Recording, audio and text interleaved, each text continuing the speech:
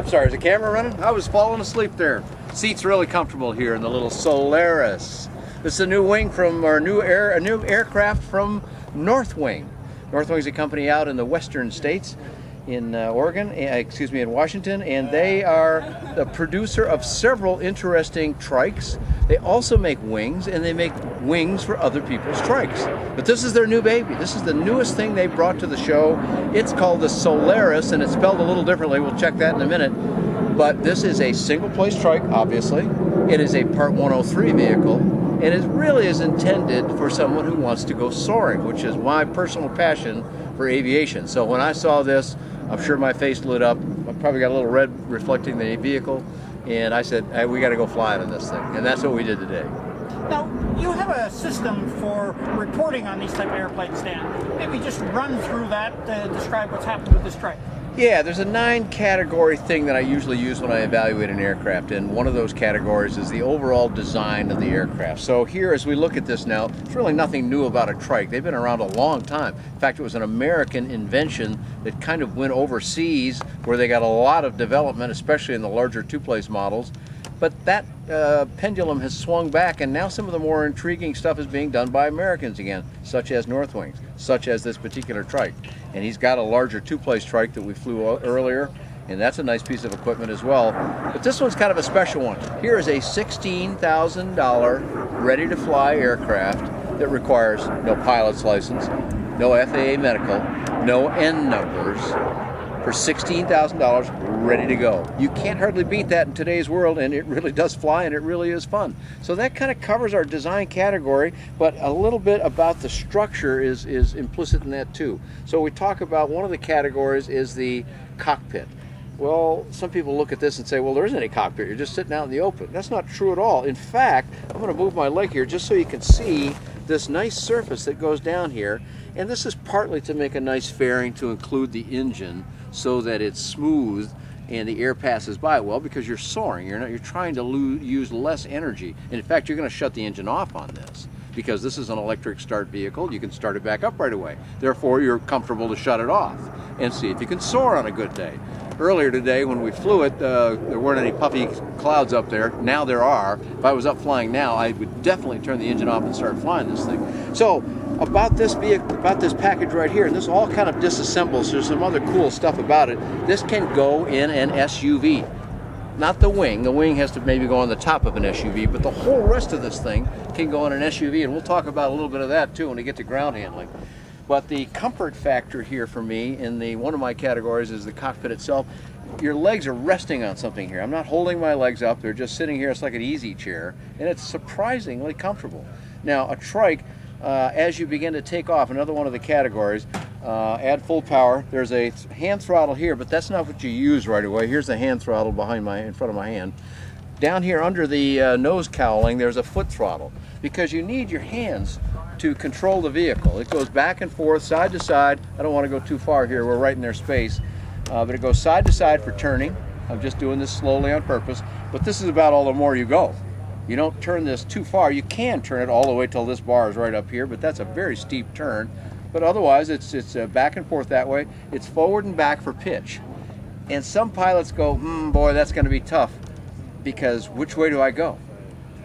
In a typical pilot who's learned how to fly in a joystick or yoke, takeoff is this way. That's not going to work in this aircraft. It's this way. But what's really happening is my weight and the weight of this carriage. In a takeoff situation, I apply full power with the foot pedal at first, because I've got my hands on the bar. I'm not reaching down here to do this. I could take my hand off, but you want to make sure you maintain control, so I'm not using the hand throttle yet. You take off, the nose wheel will lift, and then it actually assumes its in-flight position, which is nose wheel somewhere around a foot higher than the main gear behind me here. And so the position then will be quite a comfortable position to sit in. Once you're aloft and up in the air a little ways, then you can bring in the hand throttle, which will come up and you can feel it touch where you're holding it with your foot. The hand throttle does, the foot throttle overrides the hand throttle, but as you bring in the throttle to match, now you can take your foot off. In fact, I even did this in flight, just put my feet outside and dangled my legs, because you can, because now the hand throttle is doing the work. That all presumes you keep the handle on. But let's talk about ground handling a little more. That's another one of the categories that I go through. In a trike, the steering is done down here. You can probably see the nose wheel turning here. I'll keep going back and forth a couple strokes. And I'm doing that all by my foot. It's just like those little trikes that kids ride that you steer by pushing on the pedals, and it's what they call wrong way steering. I push with my right foot, the wheel will turn that way and it'll go left. And people go, ooh, it's another thing that's backwards, that's going to throw me. The reality of it is you don't move that much. On takeoff, you're just nudging it a little bit, if anything at all. So that feeling of reversal is not a factor, because it's really only when you're taxiing around here that you need to do that. And then it's quite straightforward. Just push opposite the way you want to go. It doesn't take much time. So now let's go on to another category, which is performance.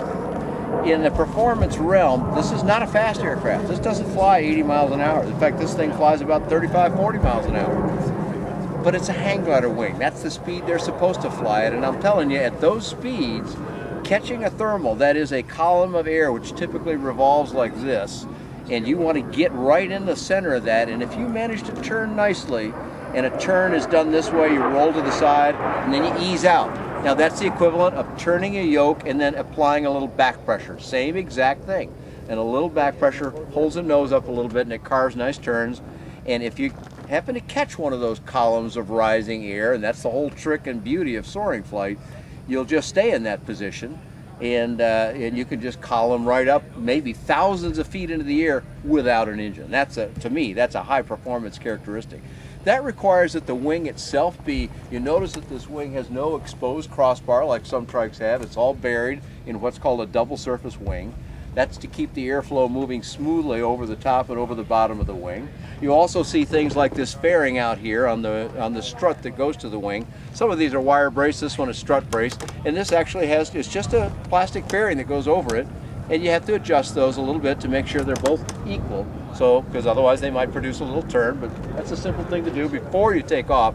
Once you're in flight, nothing moves. You also notice that it's got fairings in the body itself, and it's got a little aft fairing on the wheel, which is actually one of the most successful tools to reduce drag on a blunt surface. Most people think you need a nose cone on front of a tire to do the most work. In fact, most of the drag reduction is done on the aft end. So they're right with the way they've done this. And by not having a whole wheel pent, you keep the vehicle light. This aircraft performs well partly because it's a light aircraft. This only weighs less than the 254 pounds maximum empty weight of a Part 103 Ultralight. In fact, I don't know the number for this particular one, but I would guess it's substantially under.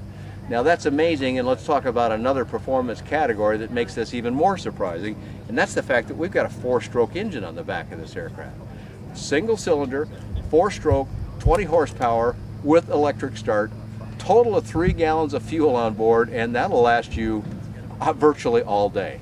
Not just because you can shut it off and soar when you need no power, but just because it doesn't use much power.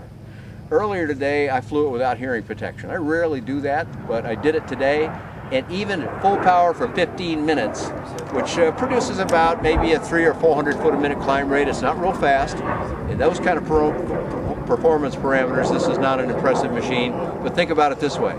In 10 minutes of full power, you're at 3,000 feet. At 3,000 feet, it's easy to find lift if it's a decent day, and today is turning out to be one of those days. I'm looking past the camera to the clouds, and I would guess that there's some pretty good lift up there today. And so you shut down, now you're not using any fuel. But even if you drove it around under power all the time, it would probably fly for, I'm guessing, in the neighborhood of 3 hours on 3 gallons of fuel. So that's a different kind of performance parameter, not like these jets that are zooming around the sky that we're hearing in the background, but it's still performance nonetheless. So now let's go to safety. These wings, although they have no tails, they're highly stable wings. It's easy to, if I let go right now, of course the wing is going to go up and it's just going to sit in that position. In flight, that would be about here, and you could absolutely let go of it at any time you want. Now, of course, it'll, just like any airplane, it'll eventually kind of crawl around, buffeted by some wind currents or something like that. So you don't fly around hands off, but you can. Not as noisy as that. And if you do a stall in this aircraft, here's how a stall works. And we're talking stability now. So you pull back on the power to do a power off stall, get it back to idle thrust maybe, start easing the stick forward. Before it ever gets up here to this maximum stop point against what's called the forward support tube, This aircraft may stall, the nose over just a little bit, but then the back end of this wing has reflex to it that'll kick in, and without any motion of the pilot at all, it will recover. But of course, the pilot should just bring it back a little bit, or add power, or both. It's quite a workable system. Just in case everything goes wrong, within the body of this trike, there's a parachute system, or there can be a parachute system, which you could use if everything else went south. But despite the fact that this is a flying wing, these things have been in development for more than 30 years. They are highly refined now, and Northwing is one of the more able builders of these, one of the largest builders of this kind of wing in the world, and they've got this down, and they are well tested, and their testing is done differently. It's done on a truck. They take a truck out on a runway, they put the wing up on a great big stand above it, and they drive down the runway. It's sort of a natural wind tunnel, if you will, and they have proven, solidly proven, that these wings are highly stable in flight and recover just the way any aircraft should recover. They may look odd and different, they actually perform just like any other aircraft. If it quacks like a duck, well, you know the rest of that line. So finally, we come down now to my overall category, and that deals with things like, well, the stability of the company, the value of the product, and in all these ways that I can consider in that category, they do quite well. Are there some negatives and drawbacks to this kind of aircraft? Well, of course, there is to every aircraft, and they're not really negatives, they're just different things for different people. A lot of people don't like the idea of open cockpit, it scares them. Other people think, whoa, there's no structure around me. Although a little piece of O2 thin aluminum around you doesn't strike me as being all that secure, but it makes people feel secure to be in an enclosure. So this won't satisfy those that have to have that. If you think you just can't get used to this control system, which admittedly is different, seems reversed, I contend it's not, but that may put some people off. And there are others that would say, well, okay, this neat little soaring trike you're sitting in and talking about, that's cool, but I need something that'll carry 2 people, and I want it to fly faster, and I want it to be more like a regular aircraft. Well, they've got another model that'll do that. It's got a 912 on it. It has a special light sport aircraft certification under the system that's used these days. So if you want that, you can have that. If you got to have a fixed wing airplane, you'll need to go to another company. So this may not be the perfect choice for everybody, but for some of us, this is just about as good as it gets. And if we want more information on Dan, where do we go? Well, the name of the company is Northwing, so it's real easy. It's just northwing.com. They've got a very nice website with a lot of information about their Scout, their Apache, their Maverick trike, and these are all variations on the theme, but they also make hang gliders. If people are watching that do that sort of thing, they've got that as well. And they make the trike wings for the wing part for a lot of the other trikes that are out here. So northwing.com. And do you have any information on any of their product? I have information on several of them. This one is not on there yet. This Solairus is not on there yet because I just flew it. But all the other ones are available on buydanjohnson.com or bydanjohnson.com.